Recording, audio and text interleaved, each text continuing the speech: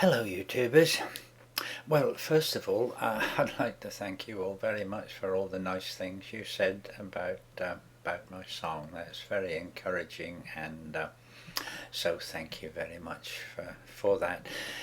Well, of course, all of us here on YouTube and a lot of the social networking sites, we know that one of the wonderful things is the friends that we make here, and the resulting contacts and communication we have with them. And of course, I keep banging on about the elderly and computers, and of course communication is one of the things that is a very great benefit to elderly people. And one of my pleasures in YouTube is to receive letters or PMs or whatever you call them, and it's a great joy for me every day to go there into my inbox, read them and answer them. And the other day I had a letter from a young man in Norway which is relating to elderly and the computers, and I think the best way to tell the story is really to read his letter. And there's a bit of preamble, and then he says in his letter, which I'm reading, I would also like to tell you a little story. You have talked about elderly and computers, and I have a story of my own about that. And he says, my dad, who's 45, was in 2006, I believe, contacted by email from a man named Ted. Ted was from the UK and had just started using computers.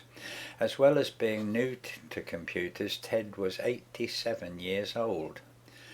The reason he contacted my dad was because he had participated in World War II, and his best friend during the war was killed here. He asked my dad if he would be kind enough to take some pictures of the gravestones and send over to him.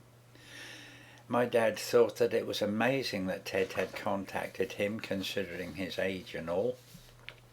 My dad took the pictures for Ted and sent them over. After a few emails, he also found that Ted had found his name searching on Google. Over a period of time, more emails were sent back and forth, and the story was actually picked up by the newspaper. A 2-page story was made, and the mayor of my own town even wrote a letter of gratitude to Ted for the work he had done here during World War II.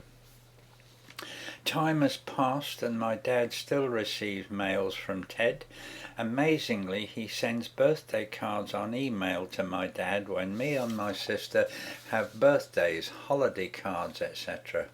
He even sent a 30-page long story of his life to my dad, which he had only shared with his children. We were planning on inviting Ted over to our National Day, 17th of May here in Norway, but sadly his health wasn't good enough. However, we're just about to buy tickets so that we can all go and visit him during the summertime. And, well, I mean, isn't that an amazing story of how things can develop by communication, by use of the internet, and that how friends can be made.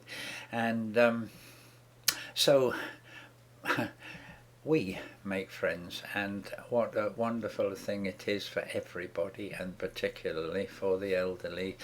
So I think that's probably all of that little wonderful story. But it occurs to me that maybe from my letters and the subjects that they bring up, perhaps I could make them subject matter for future videos. But until I do, until then, as usual, goodbye.